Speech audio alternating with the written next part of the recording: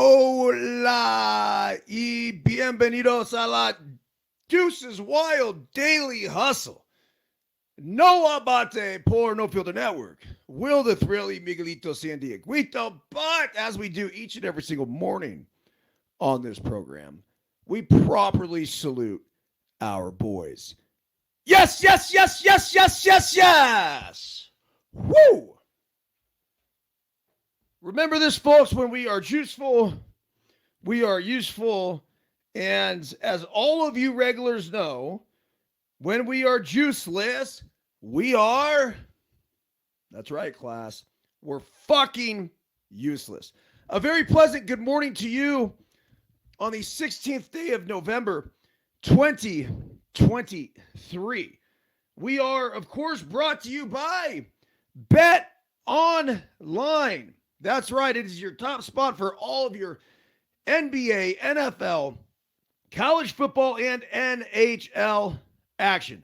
Bet Online is your number one source for wagering news, odds, trends, and predictions. Get everything NBA at your fingertips with both desktop and mobile access for every sport, anytime. Head to Bet Online today to get in on all the action. Don't forget to use promo code BLEAV, capital B-L-E-A-V, to receive your 50% welcome bonus on your first deposit. Bet Online, where the game starts. I'm going to set up an account today as soon as I go across the border. That's right. I would say half of the days during the week, I find myself on the other side. I'd say the other side is the Reno side. So, Reno side, Nevada side. But I could bet there. But in California, fuck, man. When are we going to allow this online betting to happen? California, of course, is one of the few states that does not allow it now. Also, by the way, don't forget about our partners at KT Tape. You see the banner above my head. Go ahead and hit that QR code to order whatever you want to order from KT, but their stuff's fantastic. This is the Chase Safe, keeping your package nice and tight, nice and neat, clean for the long runs. As the blister prevention will help with that as well. Just make sure you guys keep your dogs right. And the skin prep wipes will get you ready to put on, boom, the actual tape. It does kind of hurt when you peel it back.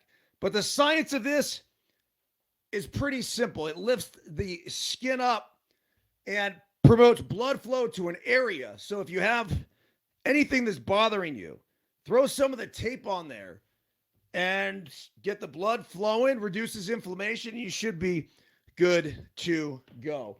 Let's not forget about our guy Jory over at Tri-Verge. That's right. This is a cannabis product that I take each morning on the show. Hold tight. As I dig into my sack right here. Jory, I'm getting low, man. We're going to need a couple more. I'll go through like, I don't know, 3 or 4 of these a day. I was pounding these during our baseball tournament this past weekend in West Covina. It's a cannabis-based product. It has lemon. It's got honey. It's got all kinds of other shit. Like, really, really good. I don't know exactly what's in it. And once again, I do not know the science behind it. And I did not stay at a Holiday Inn Express last night. But when I take one of these, my throat feels better. My body feels better. I get this sustained energy without getting jittery. Triverge.com. Specifically, please do me a favor. Ask for Jory. Give him a call. Fuck it. I'll give you his phone number. Really super nice guy. Let's go to Jory right here. Jory. And there he is. 510. Dude, he got a 510 number. 919-9062. Tell him I sent you. Jory. My man, Jory Wolf. This awesome guy. His kid Levi plays for our Let Them Play team. Just freaking one of the most eccentric, I don't even know how to describe him. He's a big lefty, hits absolute nukes, next level exit velo, is a fucking savage on the mound. And the way he goes about his business, and I don't know exactly what is in his back pocket. I got to talk to Jory about this. Jory can expand upon it. You can even ask him. But he has something in his back pocket where he'll swing and miss at the plate. And he'll pull out the card and it'll be like number 3. And so it's like this positive affirmation, I think, to get him back on track. And maybe number 3 is, I can hit the ball, or I don't, like, no idea what it is. We got to get Levi on here to explain it. But just a really, really cool kid. I mean, everything about it. He makes these bats, these wiffle ball bats, where, say, for example, the hottest bat on the market right now is the Hype Fire. And thank you, Easton Baseball, Brawlings, for hooking the LTP boys up. But Levi makes wiffle ball bats that are identical to the Hype Fire bat. And so he does it with tape.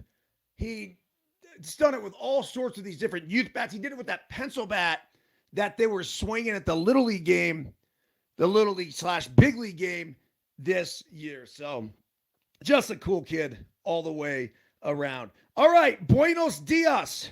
This is today's Daily Hustle electronic email communication that will be delivered to your inbox each and every single morning. It goes out. What those mornings are, I don't know. Went out today, though. Today is Thursday, November 16, 2023, the Daily Hustle quote of the day. Do something every day that you don't want to. This is the golden rule of acquiring a habit without pain. Samuel Clemens, a.k.a. Mark Twain. Daily Hustle translation. Each day when we wake up, we have choices we get to make in regards to how we are going to decide to spend our time. Many of the things we choose are pleasure and leisure activities orchestrated to make our lives easier. Yet, when there is no challenge, difficulty, strain, struggle, or hardship in some capacity, there is no growth. When I was grinding my way to the big leagues, I had an exercise and hitting routine that was mundane and often boring. I didn't always want to do it, but I knew the reward of the consistent dedication would help produce the long-term results I was chasing. When I got into Ironman, swimming was my nemesis.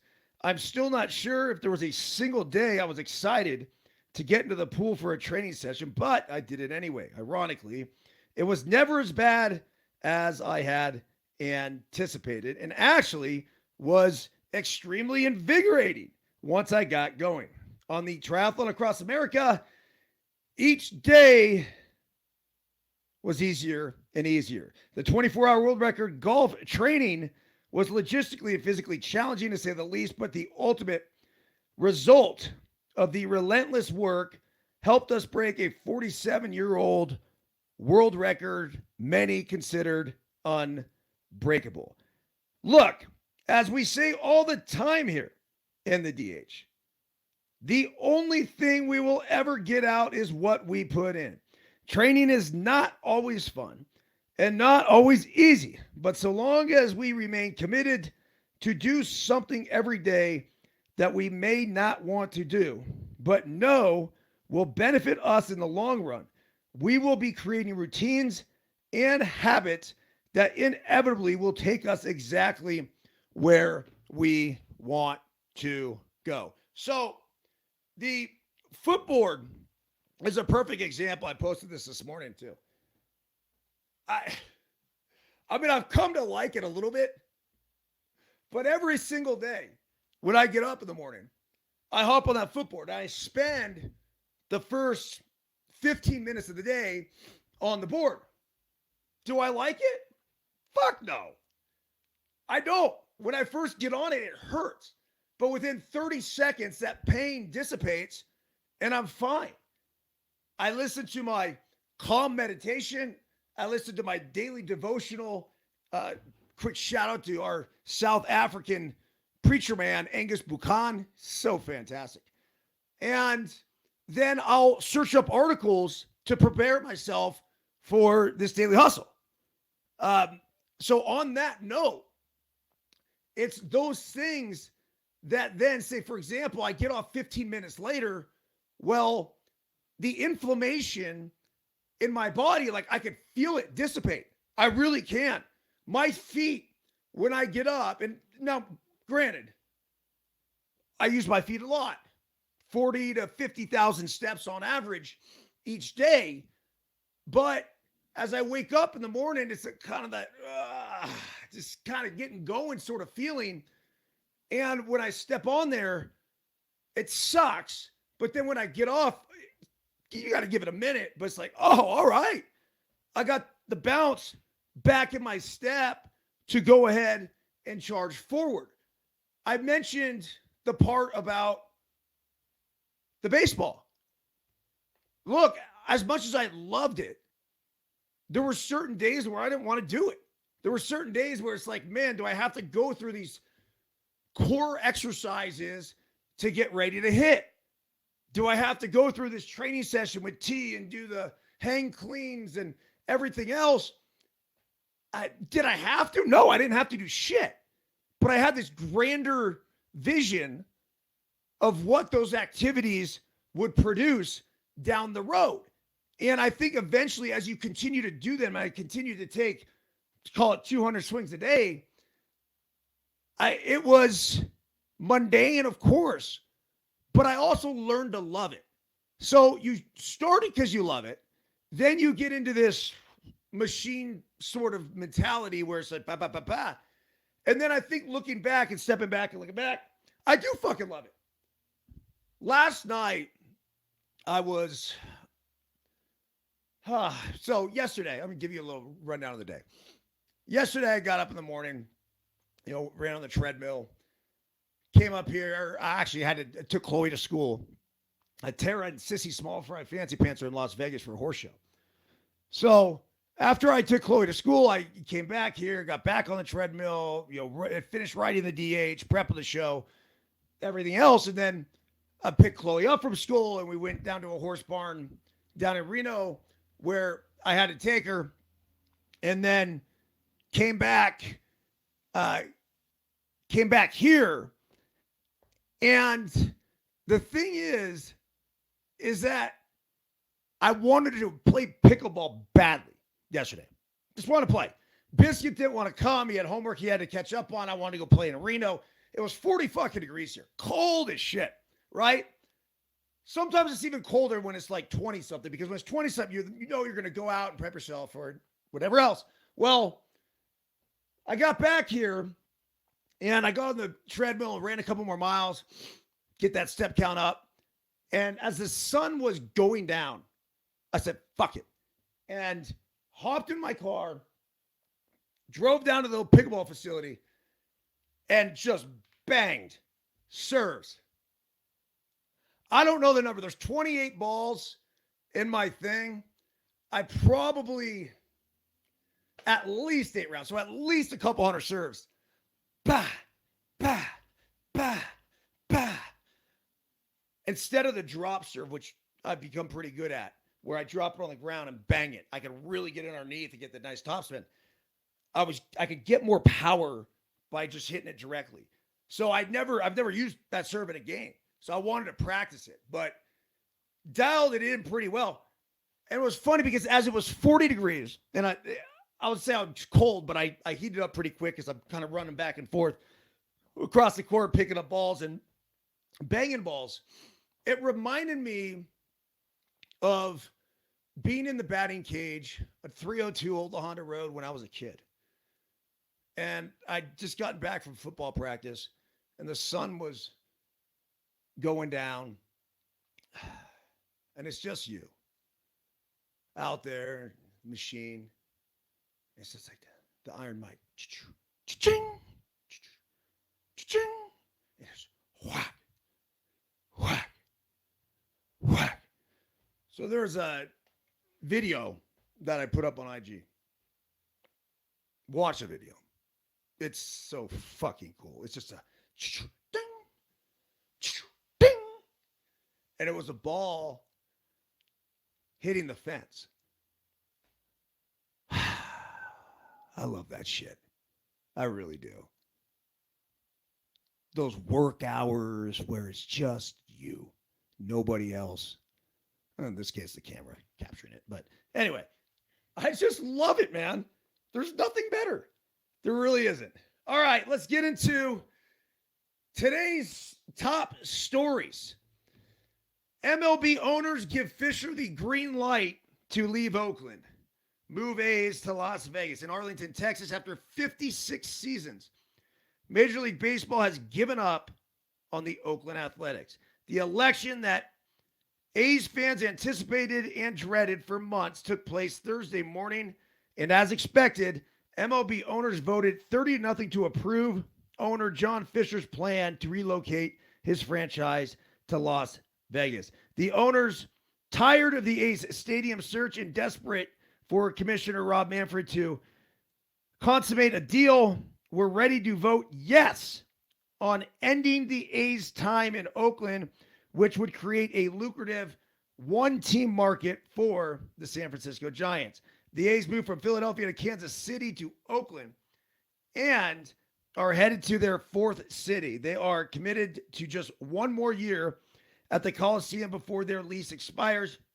And because Fisher doesn't expect to open his dream house on the Strip until 2028, an interim home for the team will be necessary for at least 3 seasons. Will it be the Coliseum with a belatedly negotiated lease extension, or as part-time tenants at Oracle Park or Summerlin, Nevada, home of the Triple-A A's team, or a location to be determined? We have no idea. Eventually, Major League Baseball and the A's will sort out all the important details, but for now, Fisher can be assured that his fellow billionaires and team owners have his back and support his abandoning the Bay Area and playing ball in the desert. All right.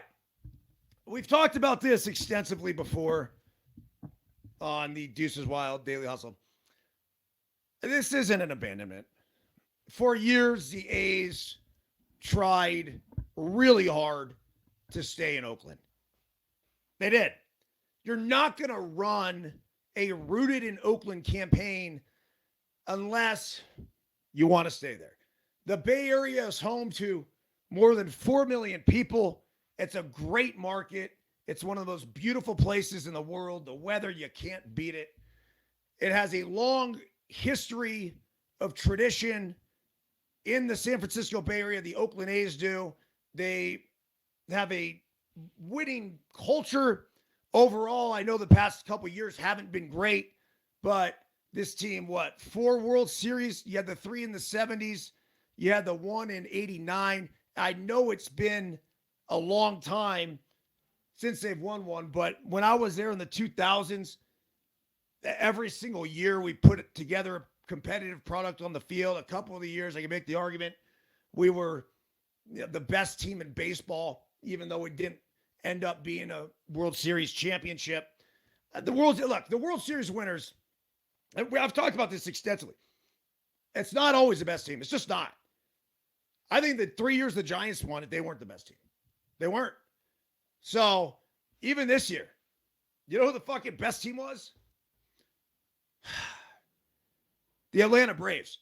Now, Texas really solidified their spot right at the top with, obviously, the World Series run and everything else, but they were faltering down the stretch badly. So, anyhow, look, the A's are a very classy organization, an organization that is going to continue to have success going forward. Their personnel, whether it's from Billy Beane, who's not as involved as he was, but David Forrest, the general manager, saw him not that long ago. Our kids played against each other in travel ball. Keith Littman was the director of the minor league operations for the longest time. I believe he's retired now. He still helps out in some certain areas, but one of my favorite people that I've ever met in my life. And they just know how to do it. They have the right guys, whether it's Mark Kotze or Mike Aldretti, just dudes up and down the staff. I love them. I do. It's family.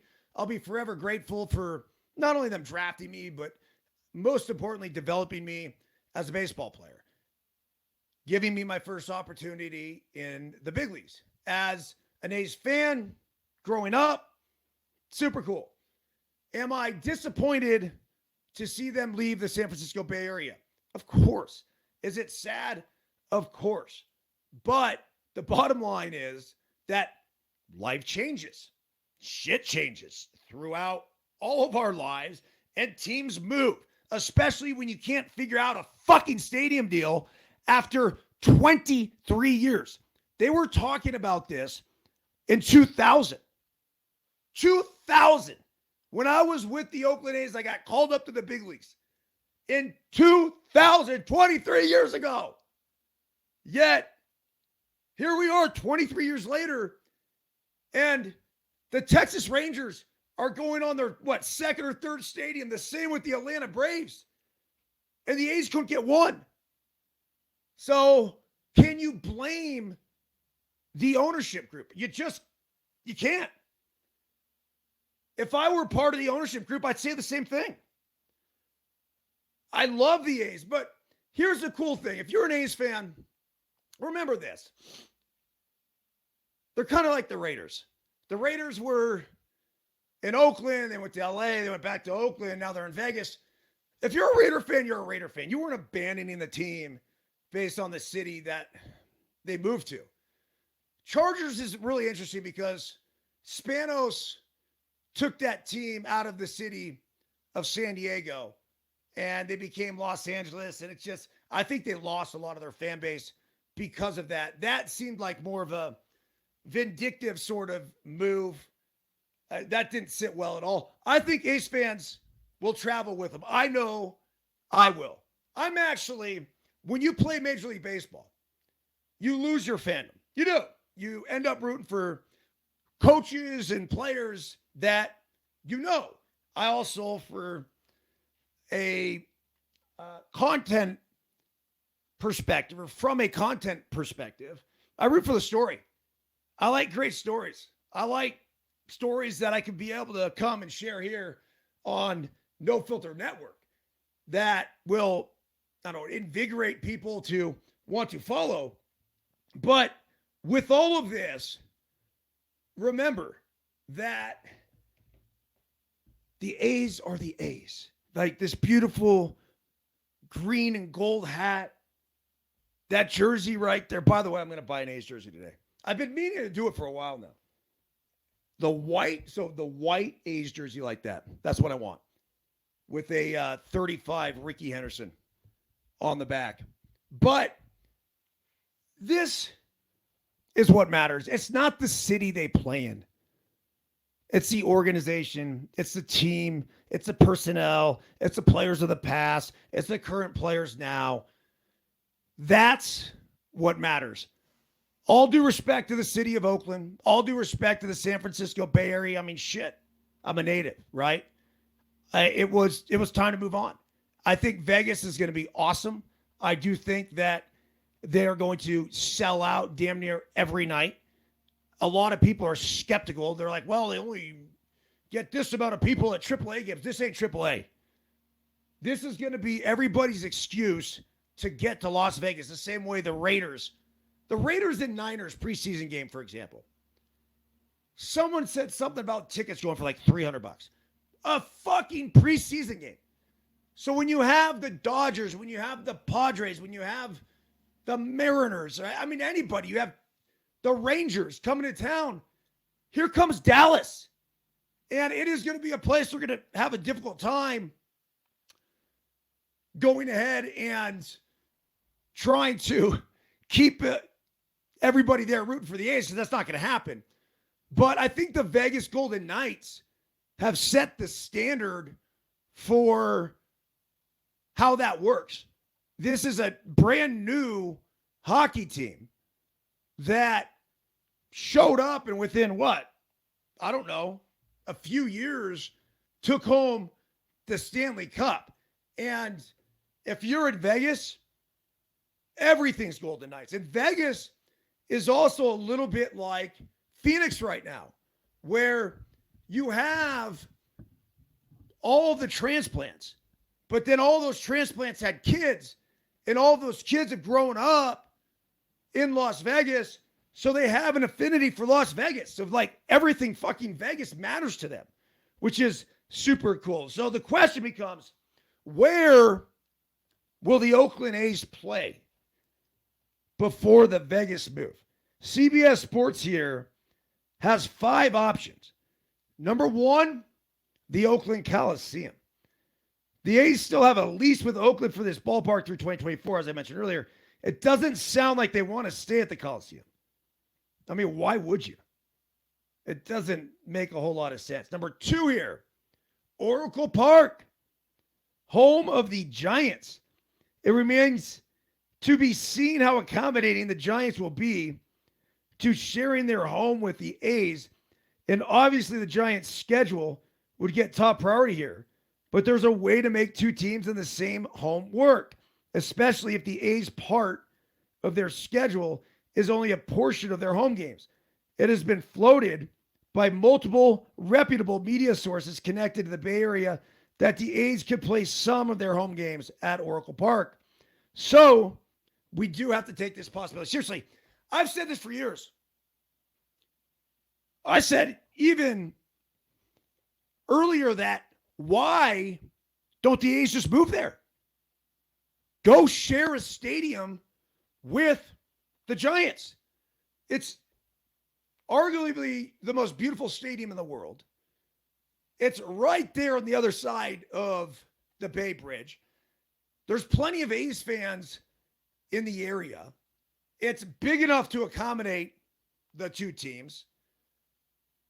I'm sure they have auxiliary locker rooms where the Giants don't have to give up their home clubhouse. That's really the only thing that I think they'd be concerned about. Why not? Makes total sense to me. And before they leave, it gives them an opportunity to still play in front of Bay Area fans, build up that fan base. Okay, number 3 here, the Las Vegas ballpark. Yeah. Problem with this is this AAA field. Las Vegas ballpark hosts the Las Vegas Aviators in Summerlin, Nevada. It just opened in 2019, and it's been said that it was built with the idea that it could be a house for a Major League Baseball team on a temporary basis. The capacity can run to around 10,000 with standing room tickets. So the A's averaged 10,000 fans a game. I think they're at the right number. It says this seems to be the best, not good option on the table. But there are concerns. First off, the A's are trying to sell the local market on their team before moving in for 2028. The team is atrocious right now and won't make quite the first impression they say the Vegas Golden Knights made. It's a very good point. Further, the AAA MLB schedules would have to fit together in the ballpark. They can make that work. I mean, there were times where you'd see AAA teams, and I forget, I guess it was Sacramento when they were building that facility. The AAA team that year for the Oakland A's, who eventually became the River Cats, or they were the River Cats, were on the road for the first 2 months of the season before the stadium was actually completed. The 4th option, it says other AAA parks. The problem here is that the A's would need to work with another big league team on getting the okay to use the affiliate ballparks, and that's just more red tape. Nonetheless, here are some of the other AAA ballparks that could be feasible. Sutter Health Park, that's the Sacramento River Cats. That'd be a good one. I mean, they have a huge fan base there because they were, before becoming the Giants, the River Cats were an A's affiliate. That's where I played. Greater Nevada Field. Here we go. Now we're talking. This is the home of the Reno Aces, the Diamondbacks affiliate. It seats a touch over 9,000. It's relatively new as it opened in 2009. The capacity here is lower than several other teams, but it's hard to imagine that this is an issue given the circumstance. Smith Ballpark is the next one. That's the Salt Lake Bees. Capacity is 14,000 there. That doesn't make sense. Look, keep them close. Hohokam might be interesting. It says home of the A's spring training games, but fuck, man. I mean, you're going to be running outside games with 115 degrees out? No chance. I don't see it happening. So, of all of it, I would say the absolute best option would be Oracle Park. You could try the Las Vegas thing, but I think they got a good point. The A's are going to suck for the next few years. So why show up with a meh product in a meh stadium? Nah, not interested. Okay, yesterday, by the way, Gerrit Cole, UCLA brethren, received his Cy Young Award unanimously, which is the first time that's happened in a long time. The article here says the Yankees ace Gerrit Cole captured his first Cy Young Award on Wednesday night, and his excitement was overshadowed by a moment of levity on live television between him and his wife, Amy. This is good. Cole, who was being interviewed by MLB Network, was asked by host Greg Amsinger who Cole would like to have next to him when he receives his trophy. Quote, I think it would probably be ... It would be tough not to say Amy right next to me, Cole said with a big smile on his face. Amy couldn't help but laugh at the way Cole answered the question. She's been there since I was just a kid in school, and she supported me in all different aspects and journeys in our life. Moving to New York, setting up the home with the kids during the pandemic, and being that rock for all of us as we transition to a new place. She plays a big role behind the scenes. She's the one I'd like sitting next to me when I receive it, for sure, Cole added. Amsinger and co-host Pedro Martinez jokingly tipped their caps to Cole on a question well answered. Quote, well done, Amsinger said, with Martinez laughing. We were all rooting. That would be the answer. We were all rooting. Well done, Gerrit. The 33-year-old Cole went 15-4 with the Yankees in 209 innings this season, striking out 222 batters while accumulating a 2.63 ERA to capture his first Cy Young. I would have never guessed that was his first Cy Young. That's pretty crazy. I mean, for the success that he's had. I mean, he signed the richest contract in the history for a major league pitcher. And that is just his first one right there. It's good. Look, I very easily could say that if I were to receive an award of that caliber, I want my wife sitting next to me. I would say the same thing that Gerrit Cole said when it comes to, hey, she's been the rock. She's the one that's dealt with this and this and this and this. I think you could also expand upon that, though. Does that make sense? Like, who do you want sitting next to you? And I don't know what it would be for Gerrit Cole, but say, for example, I'm like, you know who I'd like there? Like my Little League coach, Tom Sutter.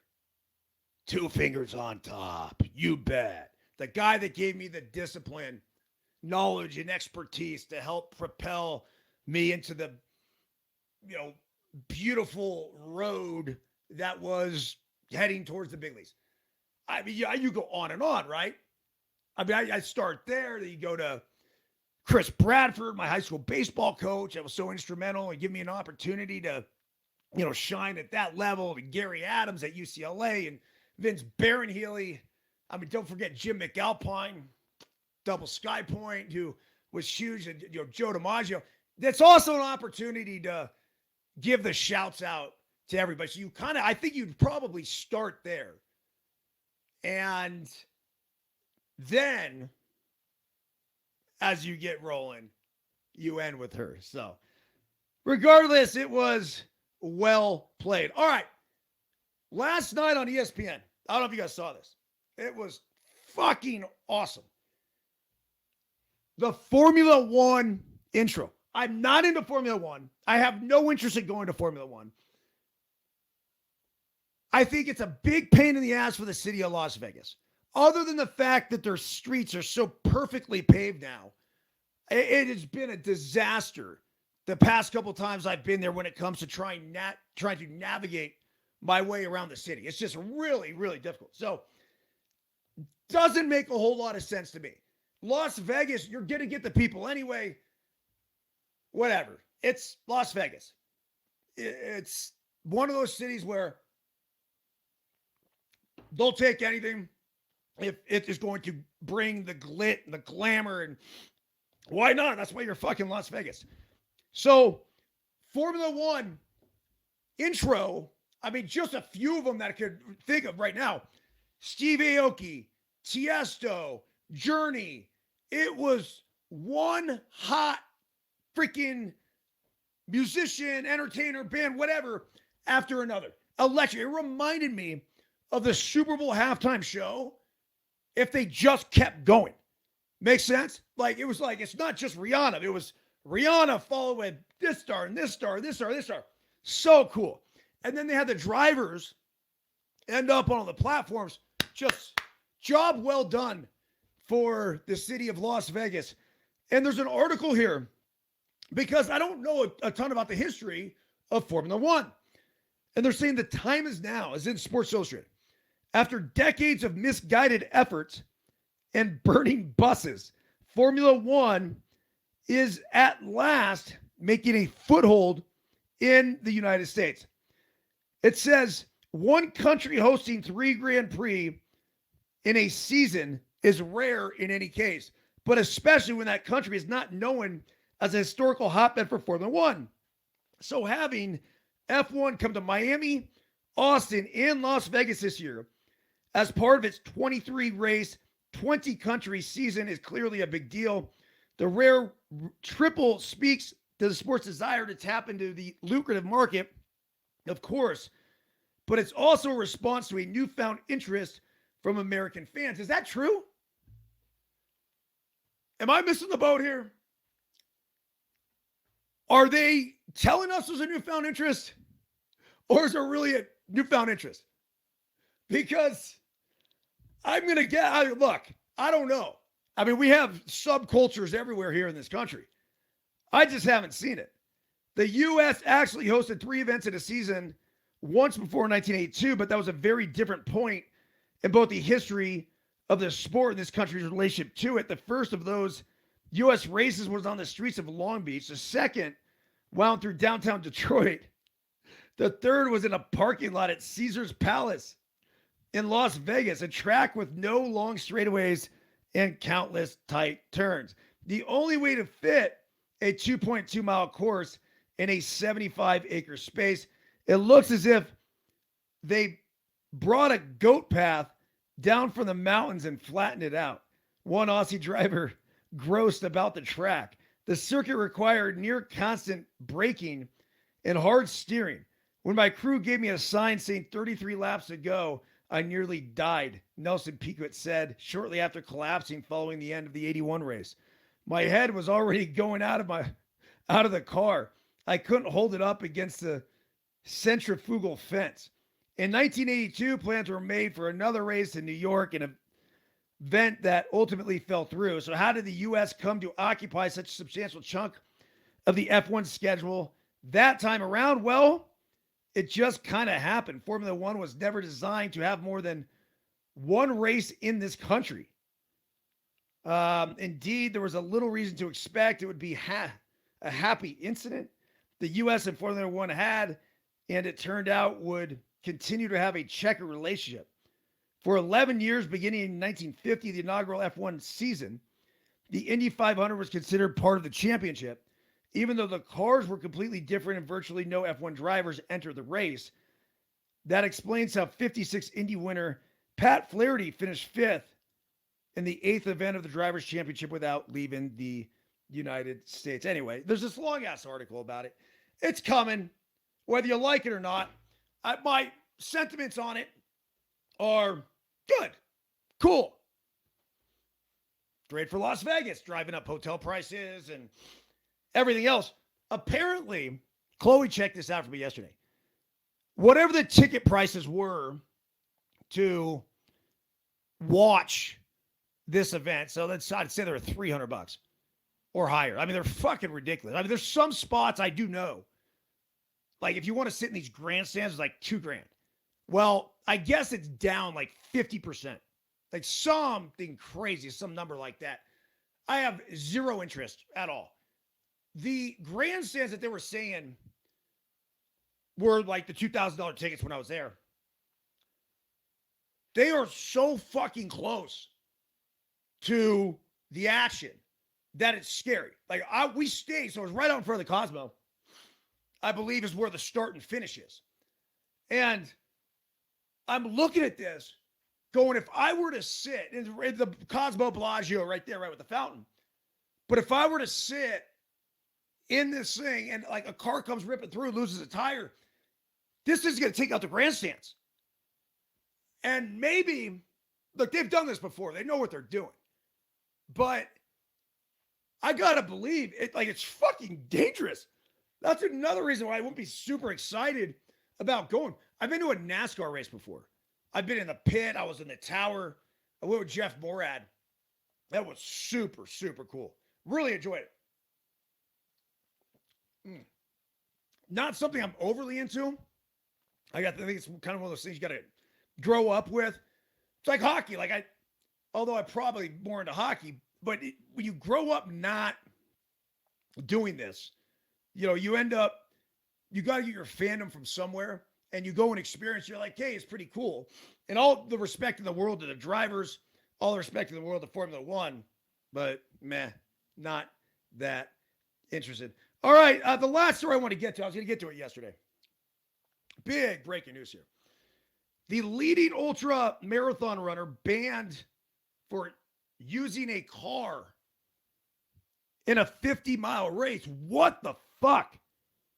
A leading British ultra marathon runner has been banned for 12 months by a UK athletics disciplinary panel for using a car during a 50-mile race and then accepting a trophy for third place. Josiah Zakruski admitted that she had jumped into her friend's vehicle during the 2023 GB Ultras Manchester to Liverpool race on April 7th, but claimed she only did so after telling marshals that she was injured and was no longer competing.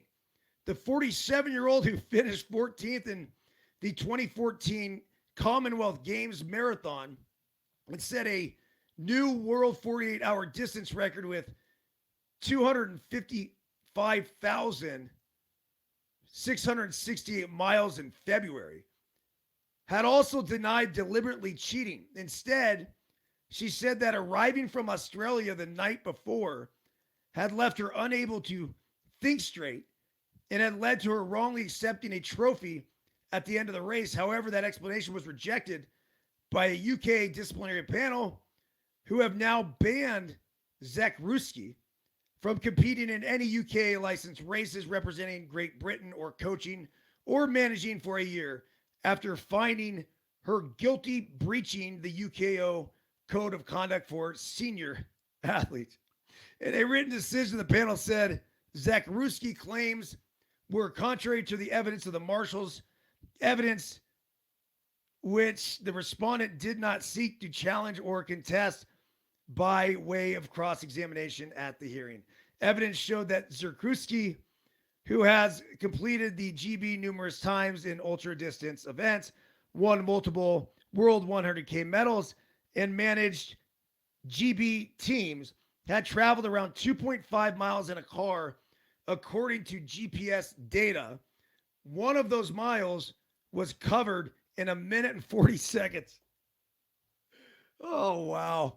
In a letter to the panel, Zakruski wrote, "I accept my actions on that day that I did travel in a car and then later completed the run, crossing the finish line and inappropriately receiving a medal and a trophy, which I did not return immediately as I should have."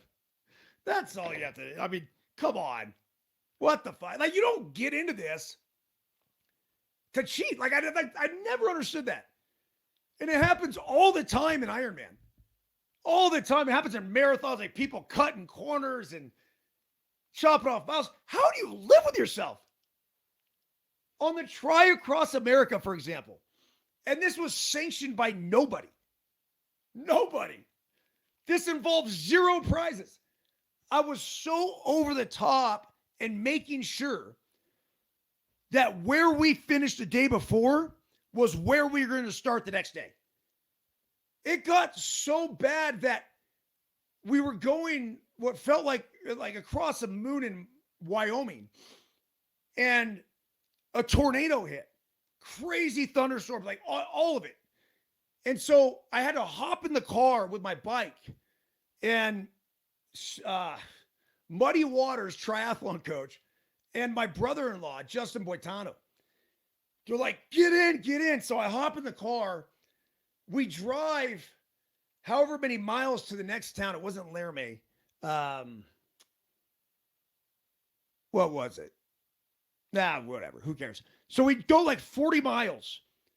And then on the way back, right, once the storm passed, they dropped me off. But I was so over the top with, no, like, you got to go back further. Like, I needed the Strava to connect. Like, there was no way I was going to go all the way across the country and be like, man, I missed a mile in fucking the middle of Wyoming. It wasn't happening. Was not happening. So, you know, especially for somebody like this, who's 47, like, you know, whether she's a coach or something, she might, you know, make it up that way. But to basically tarnish your reputation, I mean, that's just a tough one. And here's the thing.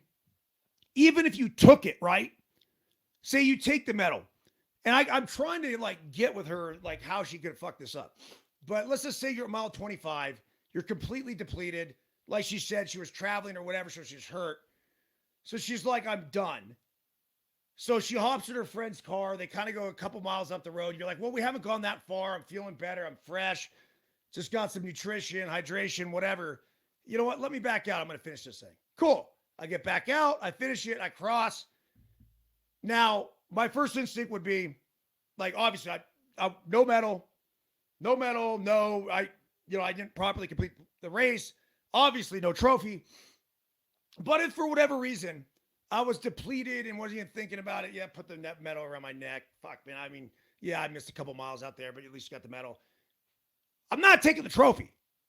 If you get the medal, it's one thing. I mean, you pay for the medal, basically, when you pay to get into these races.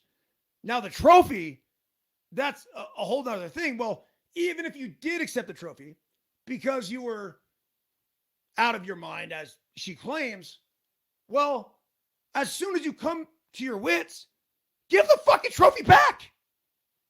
Just an unfortunate incident and situation. So, all right, let's get on out of here with, I don't know, let's do an MLK quote. This is at the top of the books right here.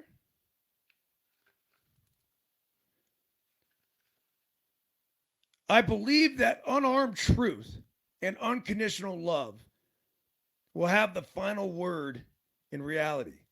That is why right, temporarily defeated, is stronger than evil triumphant. Martin Luther King. Fantastic.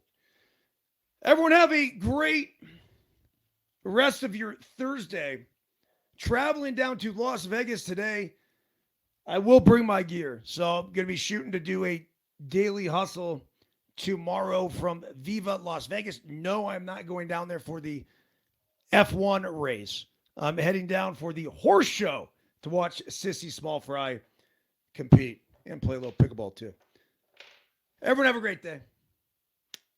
Oh yeah, if you're listening on Apple, Spotify, anywhere else, do me a favor if you can. Leave a review. And if you're feeling generous, hit those 5 stars. Greatly appreciate it. That's it. See ya!